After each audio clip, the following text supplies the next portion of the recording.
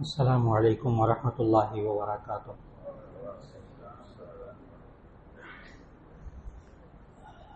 نحمده ونصلي على رسوله الكريم، اما بعد فاعوذ باللہ من الشیطان الرجیم، بسم اللہ الرحمن الرحیم۔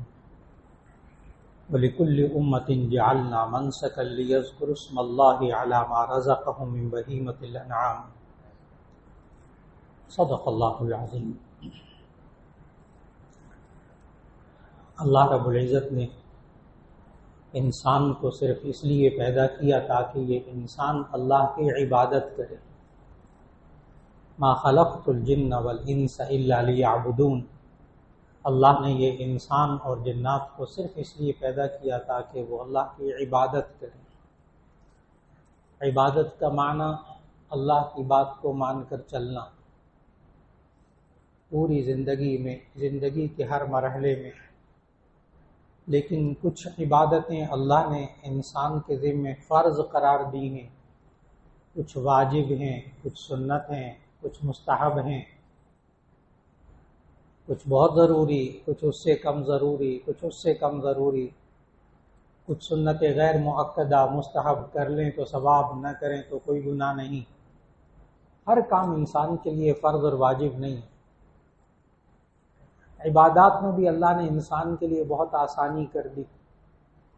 جو فرض عبادات ہیں ان میں سے اللہ رب العزت نے انسان کو جو دو نعمتیں دی ہیں، ایک بنیادی طور پر انسان کے پاس دو نعمتیں ہیں، ایک انسان کی جان اور ایک انسان کا مال۔ اور اللہ تعالیٰ نے قرآن مجید میں سمجھایا کہ ان اللہ اشتری من المؤمنین انفسهم واموالهم بان لهم الجنہ، کہ بے شک ایمان والوں سے اللہ نے ان کی جانوں اور ان کے مالوں کو خرید لیا ہے اس بات کے بدلے میں کہ ان کو جنت ملے گی۔ حالانکہ آپ خریدتے اس سے ہیں جو چیز کا مالک ہوتا ہے۔ کوئی زمین کا مالک ہوگا تو آپ اس سے خریدیں گے۔ اللہ انسان سے اس کی جان اور مال کو خرید رہا ہے، حالانکہ جان کا مالک بھی اللہ ہے، مال کا حقیقی مالک بھی اللہ ہے۔ اس نے یہ مال کچھ دیر کے لیے بندے کو دیا ہے، چند سالوں کے لیے بس، لیکن اللہ کیا تعبیر اختیار کر رہا ہے کہ اللہ نے ایمان والوں کی جان کو اور ان کے مال کو خرید لیا ہے اس بات کے بدلے میں کہ ان کو جنت ملے گی۔ اور خریدا کیسے؟ صرف اتنی سی بات کہ اس جان کو اور اس مال کو میرے کہنے کے مطابق استعمال کرو، بس، اور کچھ نہیں ہے، اور کچھ نہیں۔ اس جان کو میرے کہنے کے مطابق استعمال کرو گے وہ عبادت بن جائے گی، اس جان کو میرے حکم کے خلاف استعمال کرو گے یہ میری نافرمانی، گناہ بن جائے گا۔ اس مال کو اللہ کے حکم کے مطابق خرچ کرو یہ ثواب بن جائے گا، یہی مال اللہ کے حکم کے خلاف خرچ کرو یہی وبال جان بن جائے گا۔ تو بنیادی طور پر دو نعمتیں، اور ان دو نعمتوں سے متعلق اللہ نے فرض عبادات رکھی۔ کچھ عبادات فرض ایسی ہیں جن کا تعلق انسان کے جسم کے ساتھ ہے، وہ دو عبادتیں فرض ہیں، ایک نماز اور ایک روزہ۔ یہ بدنی عبادات ہیں، اس میں انسان کا جسم لگتا ہے۔ نماز اور روزہ یہ جسمانی عبادات، اور یہ فرض ہے انسان کے لیے۔ پھر ان نمازوں میں سے بھی چند رکعتیں فرض ہیں، چند رکعتیں سنت ہیں، چند رکعتیں سنت مؤکدہ ہیں، چند رکعتیں سنت غیر مؤکدہ ہیں، کچھ نفل ہے۔ نفل پڑھ لیں تو ثواب، نہ پڑھیں کوئی گناہ نہیں۔ اور ان فرض نمازوں میں سے بھی دو فرض صبح فجر کے، 4 رکعت ظہر کے، 4 رکعت عصر کے، 3 مغرب کے، اور 4 رکعتیں عشاء کی۔ اور جو واجب رکھا اس میں سے صرف 3 وتر واجب رکھے رات کو عشاء میں۔ یہ اللہ نے عبادات کا، جسمانی عبادات کا نظام دیا، کچھ مشکل نہیں۔ اور مالی عبادات کا نظام اللہ نے دیا زکوٰۃ اور صدقات کی صورت میں، زکوٰۃ اور صدقات کی صورت میں۔ زکوٰۃ فرض، وہ بھی ہر ایک پر نہیں، صاحب نصاب، جو صاحب نصاب ہوگا اس پر زکوٰۃ فرض ہوگی۔ اب تو زکوٰۃ کا نصاب بھی بہت بڑھ گیا، نبی صلی اللہ علیہ وسلم نے 200 درہم بتائے تھے، اور 1 درہم ہوتا ہے 3 گرام 62 ملی گرام چاندی کا، تو 200 درہم کے بنتے ہیں 612 گرام چاندی، یعنی 52.5 تولہ چاندی۔ اب صاحب نصاب شخص پر زکوٰۃ ہوتی ہے۔ آج جو مارکیٹ میں چاندی کا ریٹ ہے وہ ہے 2650 روپے فی تولہ، 2650 روپے فی تولہ آج لاہور میں، بلکہ پورے پاکستان میں ایک ہی ریٹ ہے آج۔ اگر آپ اس کے 612 گرام چاندی یا 52.5 تولہ چاندی سے اس کو ملٹیپل کریں تو یہ بنے گا 1,39,125 روپے، 1,39,125 روپے، یعنی 1,40,000 لگا لیں۔ اسی سے آپ کو فوراً سمجھ میں آئے گا قربانی بھی اس شخص پر واجب ہے کہ جس کے پاس 1,40,000 روپیہ ضرورت سے زائد موجود ہوں، چاہے سال ان پہ نہ گزرے۔ زکوٰۃ بھی اسی پر فرض ہوگی جس کے پاس 1,40,000 روپیہ بچت ہوگی۔ تو اللہ نے جو مالی عبادتیں فرض کی اس میں زکوٰۃ اور صدقات۔ اب زکوٰۃ فرض، اور وہ بھی 2.5%، وہ بھی سال میں ایک دفعہ بس، وہ بھی صاحب نصاب پر، جس کے پاس 1,40,000 کبھی جمع ہی نہیں، بچت ہی نہیں ہوئی، اس پر چاہے ساری زندگی زکوٰۃ فرض نہ ہو۔ صدقہ، اس میں صدقہ فطر واجب ہے، اور باقی سارے صدقے نفلی ہیں، دے دیں تو ثواب، نہ دیں تو کوئی گناہ نہیں۔ تو ایک قسم فرض عبادات کی جس کا تعلق جسم کے ساتھ ہے، جیسے نماز روزہ، اور کچھ عبادات وہ جو خالص مالی عبادات ہیں جیسے زکوٰۃ اور صدقات، اور کچھ عبادات اللہ نے ایسی رکھی کہ جن کا تعلق جان کے ساتھ بھی ہے، مال کے ساتھ بھی ہے، اور وہ ہے حج۔ حج مال بھی اس میں استعمال ہوتا ہے، بدن بھی اس میں استعمال ہوتا ہے۔ تو حج یہ قربانی ایسی جو جسمانی بھی ہے، مالی بھی ہے۔ یہ بھی اس شخص پر جس کے پاس تقریباً سرکاری حج کی جو رقم ہے وہ اس دفعہ تقریباً 11 لاکھ، 11.5 لاکھ، 12 لاکھ، تو اس کے پاس 12 لاکھ ضرورت سے زائد موجود ہوگا تو کہیں جا کر اس پر حج فرض ہوگا۔ نفلی حج آپ کبھی بھی کر سکتے ہیں۔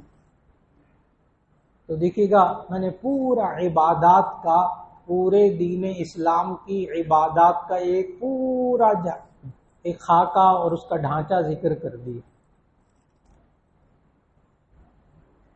اب اللہ نے انسان کی مال میں سے قربانی کا ایک اور ذکر، مال قربان کرتا ہے، جان قربان کرتا ہے، اور وہ قربانی کا لفظ جو قرآن مجید میں بھی آیا۔ قرآن مجید کے اندر قربانی کے لیے 3 لفظ آئے ہیں۔ پورے قرآن مجید کا آپ مطالعہ فرمائیے تو آپ کو قربانی کے لیے 3 لفظ ملیں گے۔ ایک تو سورہ حج کی آیت نمبر 34 میں ملے گا جو ابھی شروع میں آج تلاوت کی۔ اللہ نے فرمایا وَلِكُلِّ أُمَّةٍ جَعَلْنَا مَنْسَكًا لِيَذْكُرُوا اسْمَ اللَّهِ عَلَى مَا رَزَقَهُم مِّن بَهِيمَةِ الْأَنْعَامِ۔ اس آیت کا ترجمہ یہ ہے وَلِكُلِّ أُمَّةٍ جَعَلْنَا مَنْسَكًا، منسک قربانی، ہم نے ہر امت کے لیے قربانی کو فرض کیا ہے، ہر امت کے لیے، آدم علیہ السلام سے لے کر آخری نبی صلی اللہ علیہ وسلم تک۔ آدم علیہ السلام والی قربانی کا بھی ذکر اللہ نے سورہ مائدہ کی آیت 27 میں فرمایا، وہاں لفظ قربانی آتا ہے اذ قربا قربانا فتقبل من احدهما ولم يتقبل من الاخر۔ تو قربانی کا لفظ قرآن مجید میں اسی جگہ آتا ہے اذ تقربا قربانا فتقبل من احدهما ولم يتقبل من الاخر، کہ حضرت آدم علیہ السلام کے 2 بیٹے، ایک حابیل اور قابیل، اور دونوں نے قربانی دی، جس کی قربانی قبول ہو جاتی وہ جیت جاتا وہ صحیح ہوتا، جس کی قربانی قبول نہ ہوتی وہ غلط ہوتا۔ اور قرآن مجید نے ہمیں بتایا کہ ان کی قربانی کیسے قبول ہوتی تھی۔ جب وہ میں بتاؤں گا تو آپ شکر کریں گے کہ امت محمدیہ کے لیے ایسا نہیں ہوا۔ تأکلہ النار، قرآن کے الفاظ، تأکلہ النار، قربانی کر کے جانور ڈال دیتے تھے، اس کو آگ کھا لیتی تھی، آسمانی آگ آتی تھی اس کو کھا لیتی تھی۔ قرآن حکیم۔ اور یہ یہودیوں کو یہ سب باتیں پتہ تھیں، چنانچہ نبی صلی اللہ علیہ وسلم نے مدینے میں آ کر جب یہودیوں کو دعوت دی ہے دین کی، تو یہودیوں نے کہا، قرآن حکیم میں وہ جملہ موجود ہے، یہودیوں نے کہا ہم تو کسی پر ایمان نہیں لائیں گے جب تک کہ وہ قربانی کرے اور اس کی قربانی کو آگ کھا لے، تو پھر ہم سمجھیں گے کہ آپ اللہ کے رسول ہیں۔ یہ نبی صلی اللہ علیہ وسلم کو یہودیوں نے کہا مدینے میں، ہم ایمان نہیں لائیں گے اس وقت تک جب تک کہ آپ یہ قربانی کریں اور اس قربانی کو آگ کھا جائے پھر ہم۔ حالانکہ ان کو سب پتا تھا کہ یہ آدم علیہ السلام اور اس کے بعد ایک طویل عرصے تک یہ رہا، ورنہ عیسیٰ علیہ السلام کے نصارہ کے ہاں اور موسیٰ علیہ السلام کے ہاں تو گوشت کھانے کی اجازت تھی، ان کے ہاں یہ قربانیاں آگ نہیں کھاتی تھی، لیکن آدم علیہ السلام کے زمانے میں وہ آگ قربانی کھا لیتی تھی۔ اب دیکھیے گا، آپ شکر کریں گے کہ آپ کو باربیکیو پہ مل جاتا ہے، پلاؤ پہ مل جاتا ہے، گوشت بھی کھاتے ہیں ماشاءاللہ عید کی وجہ سے۔ اور آپ کے لیے امت محمدیہ کے لیے اللہ تعالیٰ نے عجیب و غریب جملہ کہا ہے قرآن مجید کے اندر، سورہ حج میں، لن ینال اللہ لحومها ولا دماؤها ولکن ینالہ التقوی منکم، نہ اللہ کو تمہاری قربانیوں کا گوشت پہنچتا ہے نہ خون پہنچتا ہے، لیکن تمہارا تقوی پہنچتا ہے اللہ کو۔ تم اللہ کے لیے ایک جان قربان کرتے ہو، اللہ اسے قبول کر لیتا ہے، گوشت سارا تم کھا لو، گوشت سارا تم کھا لو، یہ سارا تمہارے لیے، اور وہ بھی صدقہ نہیں، ہدیہ۔ قربانی کا گوشت صدقہ نہیں ہوتا، امیر بھی کھا سکتا ہے، غریب بھی کھا سکتا ہے، مسلمان بھی کھا سکتا ہے، غیر مسلم کو بھی آپ قربانی کا گوشت دے سکتے ہیں بلا تکلف، کیونکہ یہ صدقہ نہیں ہے۔ غیر مسلم کو بھی دے سکتے ہیں قربانی کا گوشت، زکوٰۃ صدقہ واجبہ نہیں دے سکتے، غیر مسلم کو قربانی کا گوشت دے سکتے ہیں۔ بہت لوگ پوچھتے ہیں عید کے دنوں میں کہ غیر مسلم کو دے سکتے ہیں کہ نہیں، جی قربانی کا گوشت دے سکتے ہیں۔ اور اللہ تعالیٰ نے قرآن مجید میں ایک لفظ تو منسک، قربانی کے لیے، وَلِكُلِّ أُمَّةٍ جَعَلْنَا مَنسَكًا، ہم نے ہر امت کے لیے قربانی کے لیے ایک صورت رکھی۔ آدم علیہ السلام کے زمانے میں وہ آگ کھا جاتی تھی، اور یہودیوں کے لیے ایک عجیب اللہ نے شرط لگا دی کہ تم قربانی کا گوشت کھا لو، جانوروں کا گوشت کھا لو، اونٹوں کا گوشت کھا لو، لیکن دیکھو تم نے چربی نہیں کھانی، تم نے چربی نہیں کھانی۔ شحم، قرآن حکیم میں لفظ آیا شحومھا، ان کی چربی نہیں کھانی تم نے۔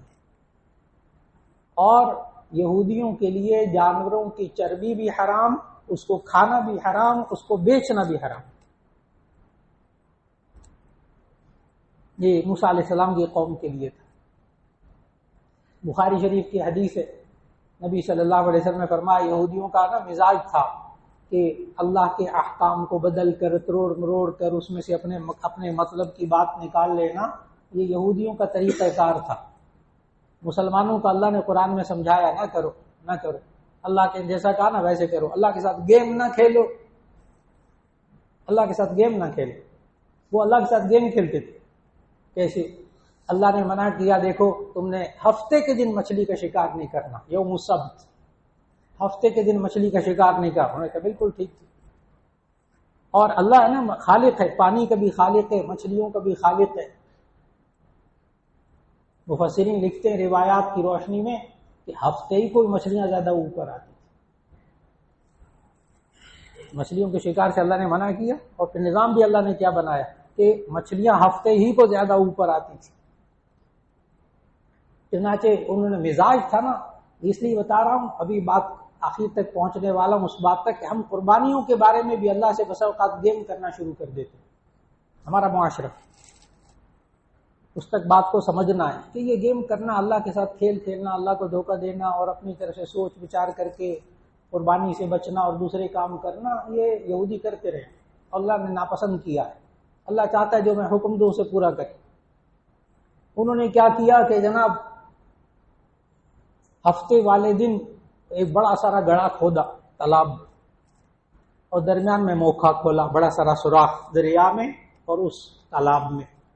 ہفتے والے دن وہ موقع کو کھول دیتے، جب مچھلیاں اوپر آتی وہ دھڑا دھڑ مچھلیاں ساری تالاب کے اندر، موقع کو بند کر دیتے، اور اتوار والے دن پیر والے دن وہ مچھلیاں پکڑ لیتے۔ ظاہر تالاب میں سے مچھلیاں کہاں جاتی ہیں؟ اور ہم نے ہفتے کے دن شکار ہی نہیں کیا، اتنے معصوم بنتے تھے اللہ کے نزدیک، ہم نے ہفتے کے دن شکار ہی نہیں کیا، وہ تو مچھلیاں آ گئی تھی نظر، ہم نے شکار کیا اتوار پیر کو، ہفتے کے دن بالکل نہیں کیا۔ اللہ اتنا ناراض ہوا۔ ڈرنا چاہیے، اچھا ہم لوگوں کے ساتھ اللہ ایسا نہیں کرتا، نبی صلی اللہ علیہ وسلم کی اس دعا کی وجہ سے کہ میری امت پر ایسے عذاب نازل نہ کرنا جیسے پچھلی امتوں پر ہوئے۔ اللہ نے پتہ ہے صرف اس یوم سبت کے گیم کھیلنے کی وجہ سے اللہ نے قرآن میں ان کے ساتھ کیا کیا تھا؟ کہا تھا کونوا قردۃ خاسئین، تم بندر ہو جاؤ بد شکل۔ ان کی شکلیں مسخ کر دی تھی اللہ نے، الفاظ قرآن مجید اسی وجہ سے، کونوا قردۃ خاسئین، تم بندر ہو جاؤ رسوا ہو کر، ان کی شکلوں کو مسخ کر دیا۔ جو آج کل بندر موجود وہ نہیں ہے، وہ نہیں ہے، اس لیے کہ ڈارون کے نظریہ ارتقاء نے بھی وہ دلائل دیے عجیب و غریب، لیکن اب جینیٹکس نے آ کر ثابت کر دیا ہے بندر کا جین اور ہے اور انسان کا جین اور ہے، یہ کبھی بھی اس میں ایوولیشن نہیں ہوتی، ارتقاء نہیں ہوتا، اس لیے وہ بندر آج نہیں ہے۔ بعض لوگ کہہ دیتے یہ بنی اسرائیل کی قوم ہے بندروں کو، بالکل غلط، یہ الگ نسل ہے۔ تو انہوں نے اللہ کے حکم کو ماننے کے لیے چالیں چلی، اللہ نے ان کی شکل کو مسخ کر دی۔ اب اللہ نے ان کو جانوروں کی چربی کھانے سے بھی منع کیا تھا یہودیوں کو، اب وہ کیا کرتے تھے؟ بخاری شریف کی حدیث، یہ جانوروں کی چربی بھی ان کے لیے حرام تھی، وہ کیا کرتے تھے؟ بیچنا بھی حرام، وہ کرتے تھے کہ جانور کی چربی کو پگھالتے تھے، بخاری شریف کی حدیث، جانور کی چربی کو پگھالتے تھے اور پگھالنے کے بعد اس کو گھی بنا کر اس کو بیچتے تھے، اور کہتے تھے ہم نے چربی کو بیچا ہی نہیں، اور اس گھی کو بھی کھاتے تھے اور کہتے تھے ہم نے چربی کھائی نہیں، ہم نے تو گھی کھایا۔ میں نے کہا نا کہ ان کا مزاج تھا اللہ کے حکم پر عمل نہ کرنا اور باتوں کو بدلنا۔ اس قوم کو اللہ نے کہا قرآن مجید میں، جب وہ وادی تیہ کے اندر تھے اور وہ من اور سلوہ نازل ہوتا تھا، اگتا گئے، اللہ سے کہا ہمیں دال بھی دے، آٹا بھی دے، روٹی بھی دے، اور یہ لہسن اور پیاز بھی، وعدسیہا وفومہا وبصلیہا، لہسن پیاز بھی کھانے کو ملے، کیا من سلوہ کھا رہے ہیں، اکتا گئے تھے۔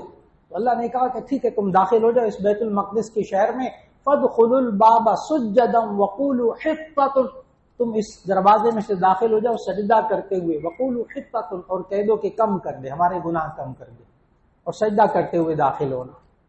چنانچہ سورۃ البقرہ میں پوری وضاحت موجود ہے کہ جب وہاں بیت المقدس کے اس شہر میں داخل ہونے لگے تو اس کا دروازہ چھوٹا تھا، کھڑکی نما دروازہ تھا، کہنے لگے او ہو، اللہ نے اس لیے کہا تھا کہ سجدہ کرتے ہوئے داخل ہونا کہ ان کا دروازہ ہی چھوٹا ہوگا تاکہ تمہارا سر نہ پھوٹ جائے۔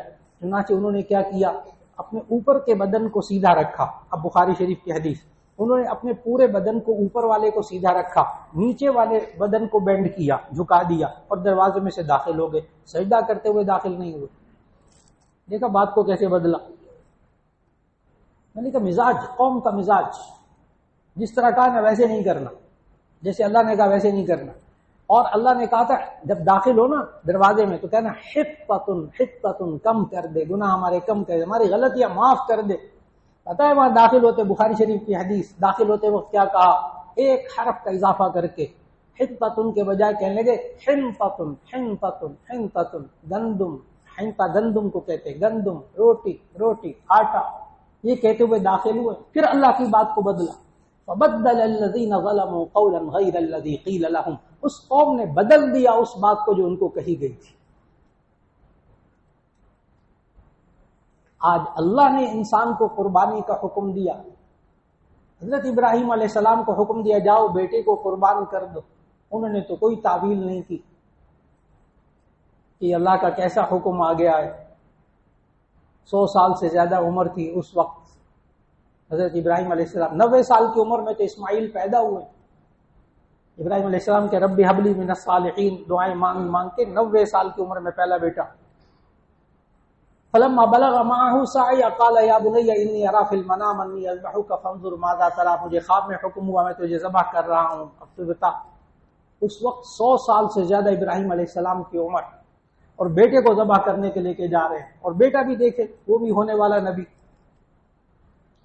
اور اسماعیل علیہ السلام پھر ذبح کرنے کے لے کر گئے، اور کس طرح وہ فدیناہ بذبح عظیم فلما اسلما وتلہ للجبین، جب دونوں نے بات کو مان لیا، وتلہ للجبین، اور جبین پیشانی کے بل لٹا لیا، نادیناہ ان یا ابراہیم قد صدقت الرؤیا انا کذالک نجزی المحسنین. اے ابراہیم تو نے اپنے خواب کو، ہمارے حکم کو سچ کر دکھایا، اور ہم نے اس کی جگہ فدیہ فدیناہ، ہم نے اس کی جگہ دمبا فدیے کے طور پر دیا، وہ ذبح ہوا.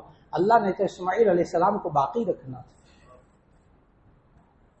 اور اگر آپ تھوڑا سا ذہن دوڑائیں تاریخ کا تو اللہ نے باقی کیوں رکھنا تھا نبی صلی اللہ علیہ وسلم کہ شجرہ نسب کو غور سے ذہن میں رکھیے گا کہ اسماعیل علیہ السلام کو باقی کیوں رکھنا تھا. اس لیے کہ اسماعیل کی نسل میں سے آخری نبی حضرت محمد رسول اللہ صلی اللہ علیہ وسلم پیدا ہوئے. اللہ کی بات کو مان کر چلنے والے، ان کی پھر اولاد میں اللہ نے انبیاء کو پیدا کیا، آخری نبی صلی اللہ علیہ وسلم کو پیدا کیا. اور یہ قربانیاں، ان کا فلسفہ ذہن میں رکھیے گا، فلسفہ ذہن میں رکھیے گا. ایک لفظ قرآن میں آیا نسک، منسک، ایک آیا قربان، اور ایک سورۃ الکوثر میں آپ پڑھتے ہیں قربانی کے لیے تیسرا لفظ انا اعطیناک الکوثر فصل لربک وانحر ان شانئک هو الابتر. فصل لربک وانحر، آپ نماز پڑھیے اور قربانی کیجیے. نحر کہتے ہیں اونٹ کو ذبح کرنے کا طریقہ، کہ کھڑا کر کے اس کی گردن جو سینے کے قریب حصہ ہوتا ہے وہاں برچھا مارتے ہیں، کھڑے کھڑے اس کو ذبح کرتے ہیں، اس کو نحر کہتے ہیں. تو یہ 3 لفظ قرآن مجید میں آئے. اور اللہ نے قربانی صرف اس شخص پر فرض کی جو صاحب نصاب ہو. اور پھر یہ سوچنا بنی اسرائیل کی طرح کہ قربانی اتنی زیادہ، گوشت اتنا زیادہ، اس کے بجائے کسی بیوہ کی مدد کر دی جائے، کسی بے روزگار کی مدد کی جائے، غربت کا خاتمہ کیا جائے، یہ ساری باتیں بہت اچھی، لیکن اللہ کے حکم سے بھٹکانے والا شیطان ہے جو وہ حکم پورا نہیں کرنے دیتا اور سامنے نیک کام لے آتا ہے. بلا شبہ وہ نیک کام، بلا شبہ یتیم کی مدد کرنا نیک کام، بلا شبہ غربت کو ختم کرنا نیک کام، بیوہ کی مدد کرنا نیک کام، بلا شبہ بے روزگار کی مدد کرنا نیک کام. لیکن قربانی اپنی جگہ، اس کے لیے نہ کریں 60-70 ہزار 90 ہزار کا بکرا، اب گائے میں حصہ ڈال دیں، باقی کے ساتھ مدد کرنے. لیکن جو قربانی واجب ہے وہ ادا کی جائے، جو اللہ کا حکم ہے اس کو اسی طرح پورا کرنے کا مزاج بنایا جائے، تو اللہ رب العزت پھر برکت بھی عطا فرمائیں گے زندگی میں اور خیر بھی عطا فرمائیں گے. اللہ رب العزت جس پر قربانی واجب ہو اللہ اس کو قربانی کرنے کی توفیق عطا فرما دے. وآخر دعوانا ان الحمد للہ رب العالمین.